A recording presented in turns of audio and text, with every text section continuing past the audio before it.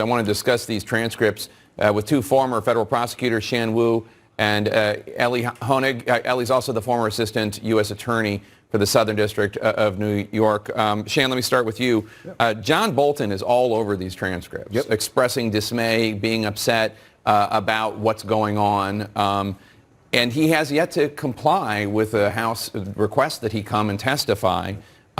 His lawyer wrote a letter to congressional leaders that we just learned about minutes ago, saying that Bolton has a lot more information that we don't even know about, that hasn't been disclosed.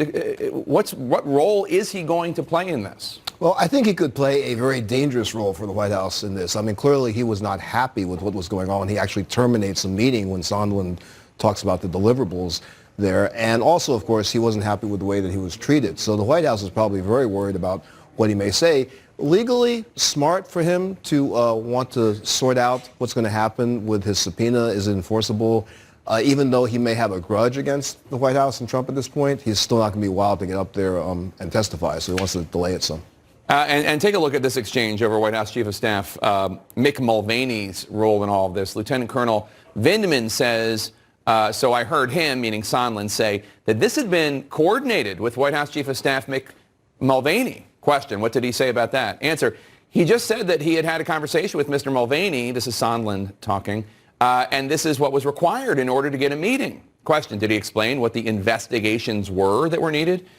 Answer, he talked about the investigations, which I guess I'll refer to my statement. So, I mean, it was the 2016. These things tend to be conflated at some point. He was talking about the 2016 elections and an investigation into the Bidens and Burisma. And in addition, we have Fiona Hill basically having the same account of that same meeting, going back to John Bolton, telling him about it. And he says, tell the NSC lawyer, I don't want to have any part of the drug deal that Mulvaney and Sondland are cooking up. Yeah, Jake, the biggest takeaway I take from today's transcripts is this takes the scheme right into the West Wing, right into the doorway of the Oval Office. And one of the defenses that we're starting to see materialize on Trump's behalf is, well, maybe this was the work of some people around me, some people within the diplomatic channels or other, sort Giuliani, of second-tier people. Sondland, right. But it doesn't impact me. It didn't involve me, President Donald Trump. Now, put aside the pretty clear things Donald Trump himself says on the July 25th transcript.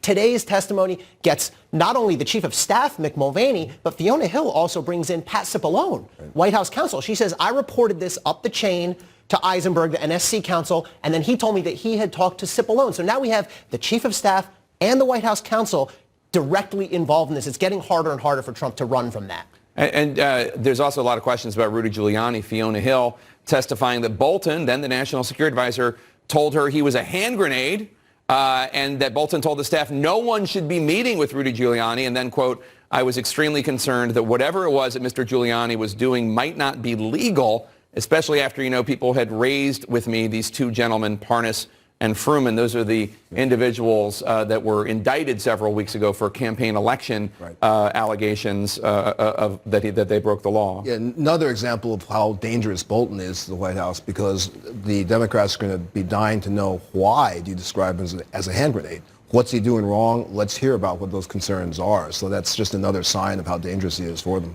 But I guess one of the questions I have is, Bolton obviously knows so much. Mick Mulvaney obviously knows so much. We haven't heard from either of them in these depositions. And they're both refusing to comply with subpoenas. They're both saying that they're not going to testify. Are we ever going to hear from them? It's such an interesting strategic dilemma that the House Democrats have. They really only have one, as a practical matter, one remedy, which is go into court and try to compel them. Problem is that takes an eternity. I think more time than the Democrats realistically have. They tried to force Cooperman into court, and the judge last week said, come back in December 10th. They don't have that kind of time. But the downside, as you said, Jake, is we're missing critical parts of this. We're missing testimony from key people like Bolton and Mulvaney. And the question is, look, if they really are here in the interest of truth and fact-finding, they should come forward and do their job. The fact that they're hiding, I think, is telling. I don't think we'll ever see Mulvaney in that chair because, frankly, I think it's a Fifth Amendment problem. Yes. But by the time you strip away absolute immunity, strip away executive privilege, he's still going to take the Fifth Amendment. Right, but okay, so Mulvaney is a current acting White House Chief of Staff. Right. Arguably, he can claim executive privilege. I mean, I understand that's debatable, but you can make that argument. Right. But John Bolton doesn't work for the president anymore. Right. So, I mean, why? I mean, he obviously holds a lot of cards here. His lawyer's out there saying he knows even more things that we don't know about. Right. We're never going to hear from him on this? Well, Bolton, I think we may hear from, and if I were his lawyer, I'd be putting that feeler out there looking for an immunity from Congress, and that's what he's hinting at. He's got more for you. Give him a pass. He'll be there. Interesting. All right. Shan Wu and Ali Honig, thank you so much.